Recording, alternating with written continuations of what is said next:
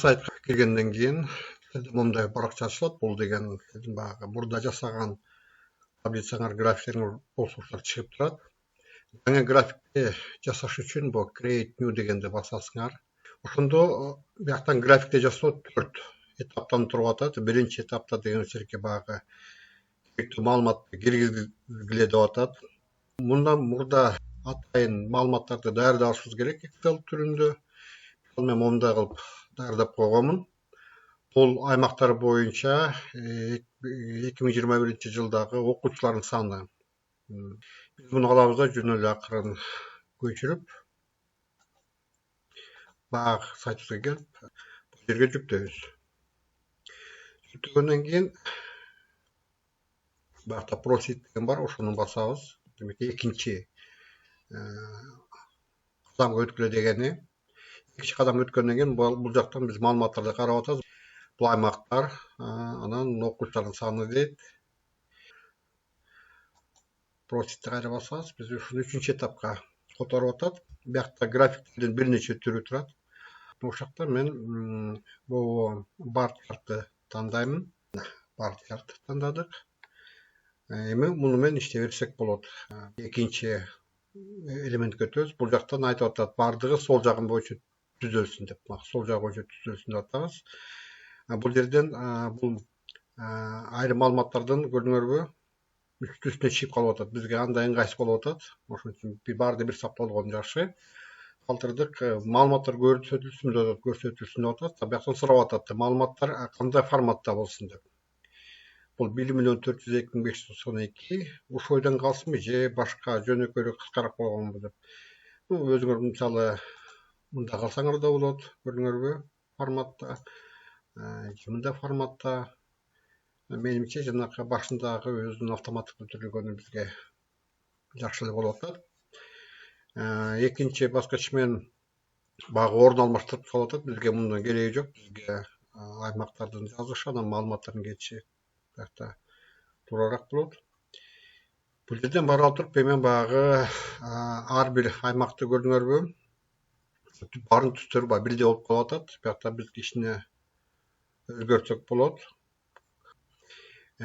Кустомус бул неме бассак, ар бир аймакка өз түстү берсек болот. Жалпы түсү мына көк түс болуп атат. Ошон үчүн биз деген бул Кыргыз Республикасынын жалпысын алып келсеңер, көрүн өзүм бияктан сол жагынан белгилейсиңер дагы. Оң жагынан бул жерден тургандан бизге сунушталган түстөрдүн ичинен бирөөнү тандап алсаңар болот. Кыргыз Республикасынын мындай ушундай түс менен кетсе экен деп калтыралы. Баткен областын мисалы багы иретимин кетип берели. Жалал Абад областыныкы мында болсун. Бияктан да Скөл областы Бочкуларак, Нарындан бул түскө, Ош областына бул түсүнө, Талас областына бул түсүнө, Чүй областу биздики бул болсун, Бишкек биздики бул, анан Ош шаары бул. Ошондо бизде байкасаңар ар бир областка өз-өзүнчө түс менен кетип калды. Менимче бул кооздуракта жакшы көрүнөт. Ошол учурда эле графикердин өлчөмү кандай болушун деп сурап атат. Сен бияктан негизи мен багы 800-450 пиксель болсо экен дейм. Көп учурда бул бизге жетиштүү болот. Өтө чоңдун кылуу кереги жок. Эми бул жакта бизге жазууларга өтөлү деп атат. Бул жерге жазуулардан графиканын аталышын беришиз керек болуп атат. Биздин графиктин аталышында мисал бул деген Кыргызстанда окуучулардын саны. Бияктан Кыргызстандагы окуучулардын саны дедик. Бул жанында түшүндүрмөнү сурап атат. Мисал бул 2021 жыл боюнча маалыматтар.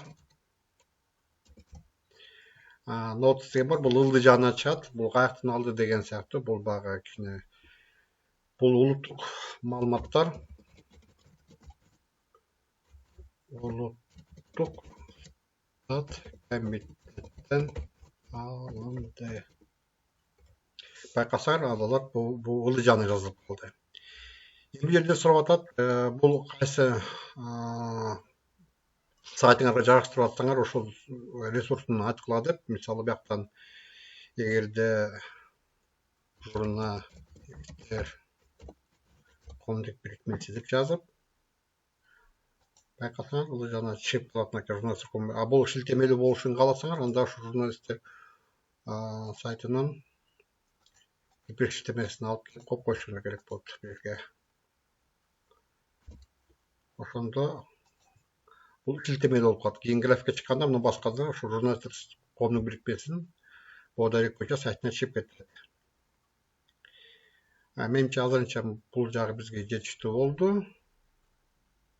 И бияктан акыркы лай өтүп атат. Бизге баягы жазуулар кандай түзүлгенсин болду го дейм. Анан биз уже барып бүткөндөн кийин көрсөтүп басабыз. Бул эме биздин графикти жарыялоонун жолун айтып атат.